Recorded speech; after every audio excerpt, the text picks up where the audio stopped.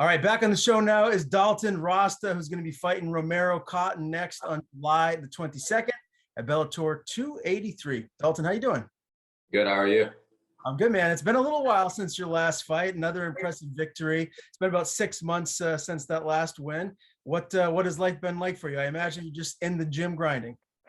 Yeah, I went right back to work. Took about a week off, let my shin and everything heal from kicking a lot. But got right back to work and was trying to get back in the cage April, and then that didn't work out. So I was trying to get in May. That didn't work out. And then Kogan told me he could get me on June. Well, originally, let me backtrack a little bit. Originally, he told my manager I wasn't fighting until August 12th. And my manager was like, well, he hasn't fought since January. That'll be 7 months. He's like, I didn't realize that. So he's like, I can get him on the June card then. And he was like, it's not going to be Romero Cotton then, because that's who they offered us for August 12th. And I said, that's fine. I said, I don't want Romero Cotton anyways, because all he does is pull out of fights, and I'm tired of, preparing for somebody for 8 weeks. And then 3 weeks before the fight, I have to unprogram everything and then reprogram for a new opponent. It gives me a disadvantage where somebody's starting fresh, as long as they're in shape and they've been training as well. Besides that, he said I'd be fighting June 24th, as I said, and it was supposed to be against John Salter.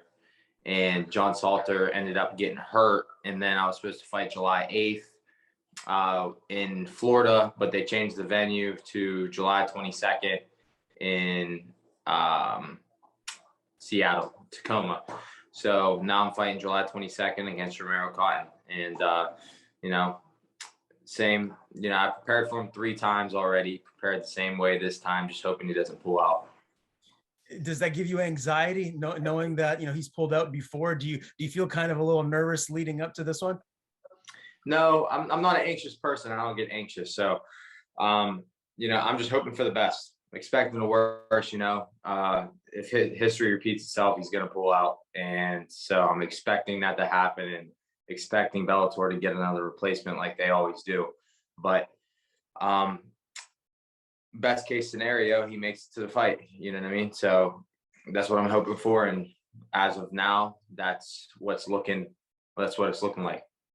And Romero Cotton, he's 1 spot ahead of you as far as the rankings go. He's number 7, you're number 8. But man, John Salter, that's a guy that's right there at the top of the division. That would have been a really exciting fight and a big name for you. Not that Romero isn't, but is that a fight that you're hoping Bellator will set again here in the near future?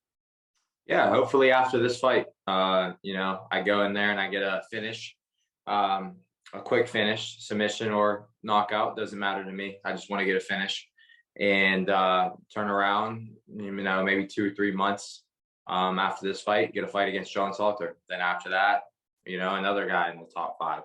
So that's my goal, just keep fighting and fighting the best guys, keep getting better 1 fight at a time. You got a couple of teammates that are in the top 10, in the top 5 of the division. One's now the champion and Johnny Eblin. Is that a conversation that you guys have in the gym? I mean, if you all keep winning, ultimately Bellator might force you to fight one another. Actually, me and Austin, they tried matching me and Austin up for June, I believe, June or July, after the Salter thing fell through. But I don't know what happened with that. Obviously, we're not fighting each other. I don't know if it was on Austin's end or whatever. My manager just hit me up and said that, it's Romero Cotton now. So, hopefully that doesn't happen. But whenever it comes to getting to the title, that's all of our goals. And at the end of the day, I mean, business is business. Whenever it comes to that, or whenever we get to that bridge, we'll cross it. But as for now, we're all training together, making each other better, pushing each other. And I've said this time and time again, I'm not just saying this because they're my teammates. We're the 3 toughest guys in the division, and I don't think anybody in the division could beat any of us 3. And the rankings haven't worked the way out like they should right now. But eventually you'll see us at 1, 2, and 3 in the division, regardless of order. You'll see us at 1, 2, and 3. And like I said, the rankings aren't showing that right now, but they'll work themselves out, and that's what you'll see. And obviously, you guys are teammates at ATT, but at the end of the day, it is an individual sport. You go in there by yourself to compete against whoever's across the cage from you. So, I just want to know: is this a conversation that you guys talk about, like whether it's in the gym or? I mean, I've seen on your Instagram you hang out with Austin, so he's clearly your friend outside of just your training partner. I'm just wondering what that dialogue is like if you do talk about it.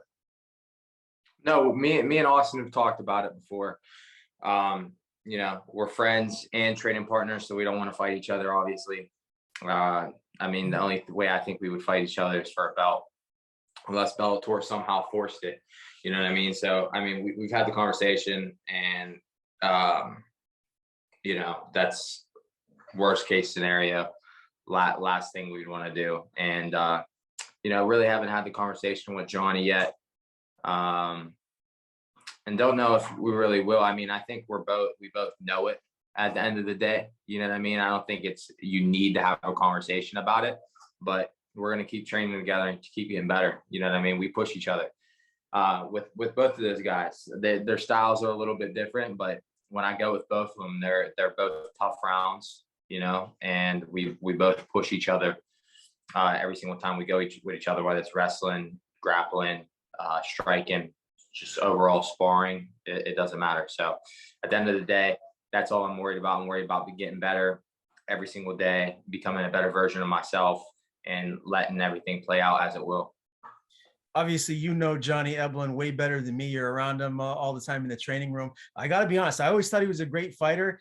I didn't expect him to go in and do what he did against Gegard Mousasi, who clearly is a legend of the sport. And Eblen went in and looked so good, and now as the champion.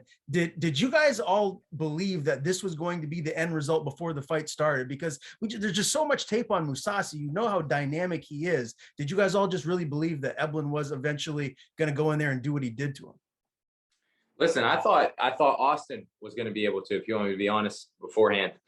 On it, obviously, when Austin had his chance, it wasn't his night. He got hurt, and the fight ended how it did. But I thought Austin had a chance as well. And Johnny, obviously, I mean, he showed what he can do. We all know what we're all capable of. Austin's very good. I'm very good. Johnny's very good. But the thing is with this fight is it's same thing as with Austin. Everybody in the gym knew Johnny could win. It was just about going out there and proving everybody wrong. Most of the world thought Mousasi was going to win. You look at the voting on the Bellator app, Tapology, the betting odds, everything. Everybody thought Mousasi was going to win, but we knew what Johnny was capable of. We all train together all the time. We all push each other, and Johnny's very good, very talented. He's good everywhere, well-rounded, good gas tank. So he said he was going to go out there and stay in Mousasi's face and make it a tough, gritty fight, and that's exactly what he did. And Mousasi couldn't handle it. Yeah, man. I mean, wow. I was floored and very, very impressed. As I'm sure anyone that watched the fight was just thoroughly impressed with the new champion, Johnny Eblen. I got to ask you about Danny Sabatello, man. This guy is an absolute riot. He's a hilarious interview, and he just doesn't care. I mean, I could use some other words for what he'll say inside the cage, but I'm going to try and keep it PC. But what is this guy like to have around the gym? And give me your prediction of his fight with Stotts when that does happen. How do you think that's going to play out? I mean, he's the same way in the gym, man. He's just very polarizing personality. I like him a lot. That's more so. I'm a confident individual myself. He's very confident in himself. I have no problem with that. A lot of people nowadays, especially with how society is, not trying to get too much into political things but we've definitely grown soft as a whole. And a lot of people aren't comfortable with that. They say that he's cocky and he's hiding insecurity. You see the comments all the time. You see the tweets. That's not the case. The people that are saying that, I feel like, are insecure at the end of the day. They're not confident in themselves. So whenever they see somebody else that's confident, whether it's overconfidence, arrogance, cockiness, whatever they want to call it, however they label it, it's just labeling at the end of the day. And I think that it makes them feel worse about themselves. And I'm not on here to try and, point that out or try to make anybody feel bad about themselves. But that's the honest to God's truth. You see it get thrown around with athletes all the time. we're in a individual sport. What are we supposed to say? You know, oh, I'm gonna walk in the cage and yeah, this guy might beat me.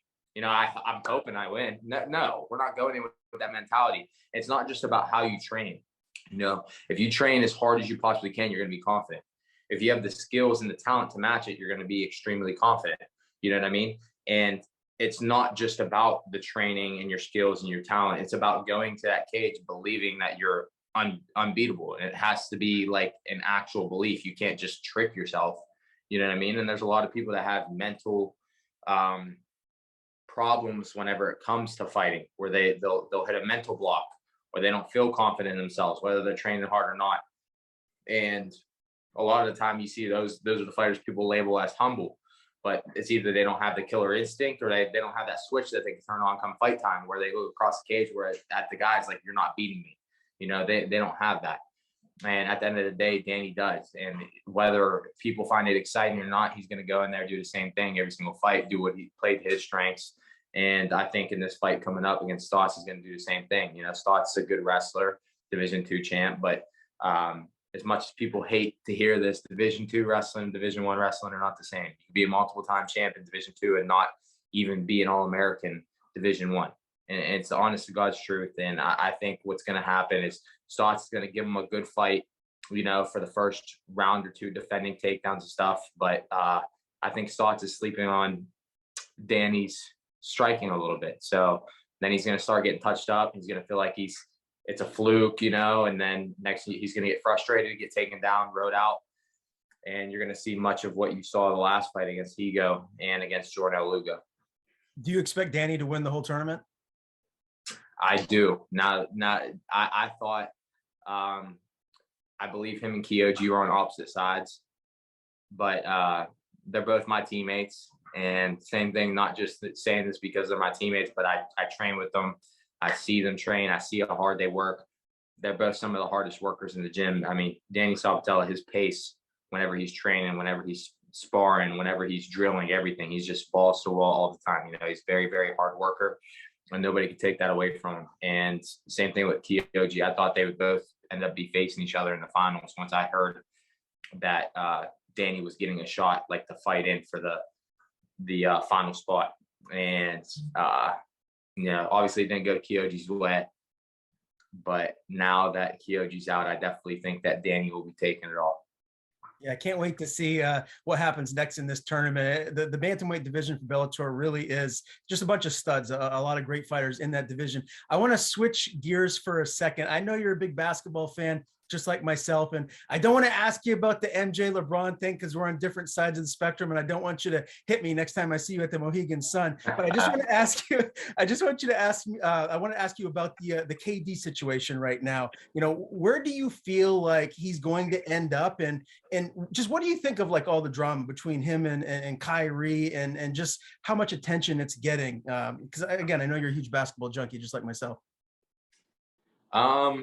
I honestly don't know where he's going to end up. You know, he's creating a lot of drama. He's a drama queen. He's, you know, sitting there bashing the Warriors. Anytime something happens with the Warriors, he's like, yeah, the Warriors didn't need me, but they needed me to beat LeBron.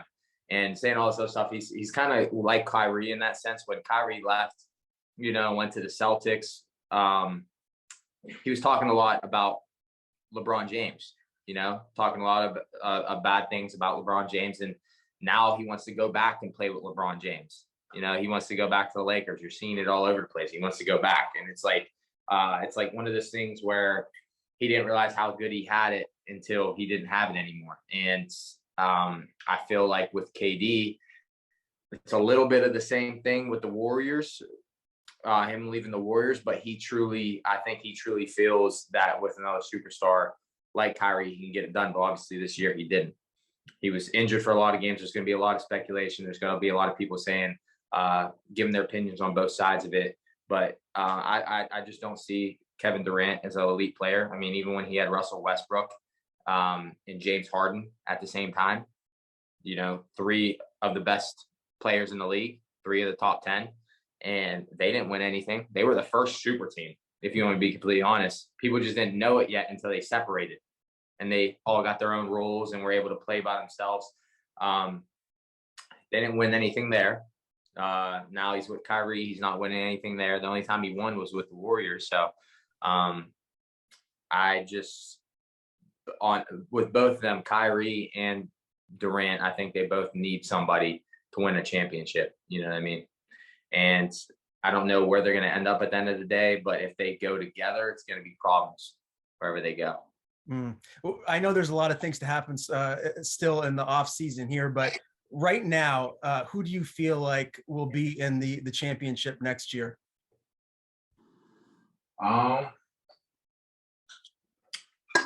Pretty bold statement, but I think the Lakers for sure. I don't see LeBron, especially if he, fixes the missing pieces like he always does. I don't see him getting beat unless it's to the Warriors. The Warriors can beat anybody on any given day, any season.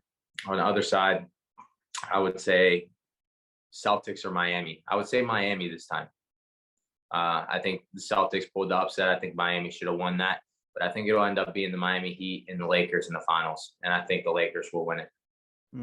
Man, I don't know if you saw, but I went to Game 4 of the NBA Finals, and the tickets were just insane. And I saw him play the Heat in the Eastern Conference Finals. Every Celtics game I went to this year, they lost. So I think next year I'm just going to stay home and watch because I'm bad luck apparently. But always enjoy chopping up with some basketball with you, Dalton. Let's dive into this matchup with Romero Cotton, Bellator 283, again, July the 22nd, Tacoma, Washington.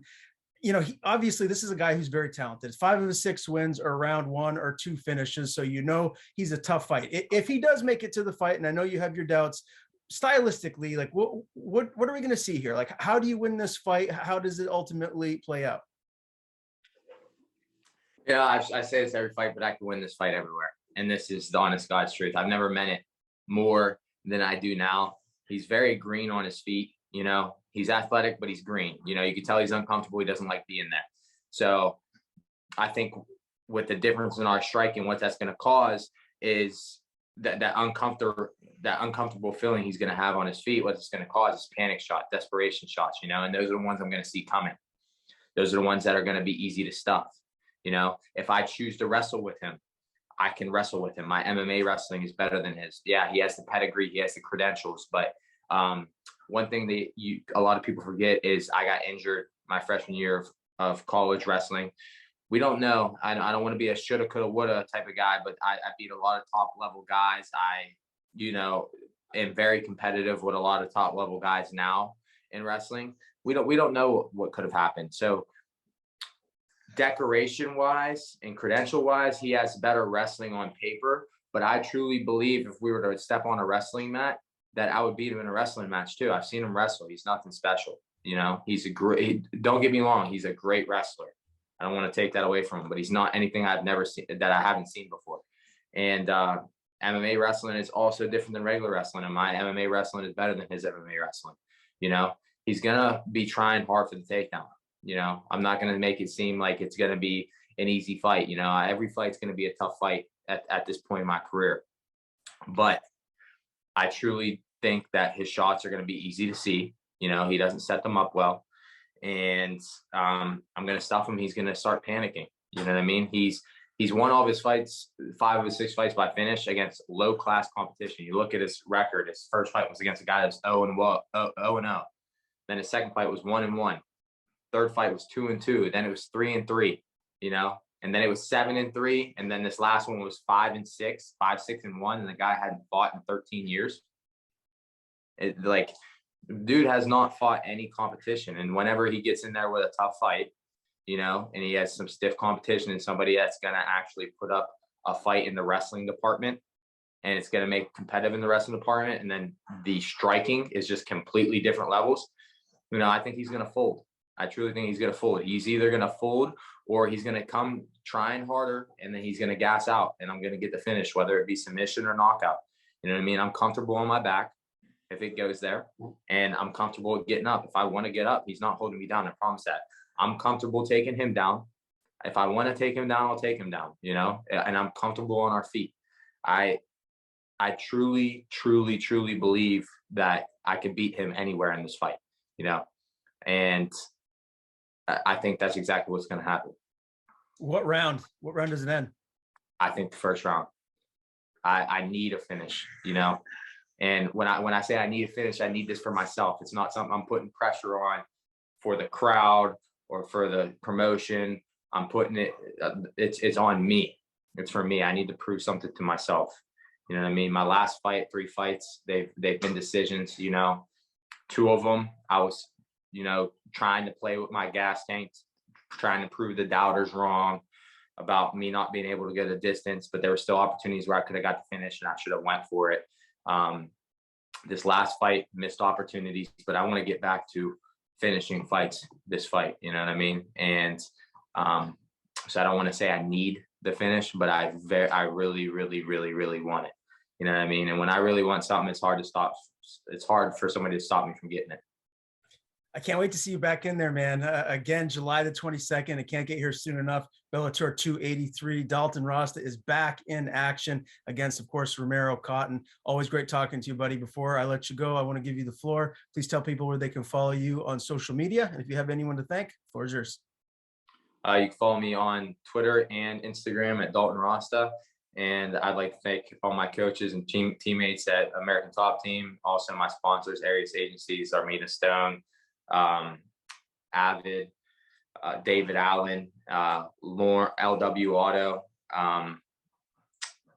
Truly wouldn't be where I am without them. Throughout my entire career, they supported me. They've helped me out with a lot of things. So not just like financially or anything, but networking, meeting new people, creating relationships, everything. And I'm truly grateful for them.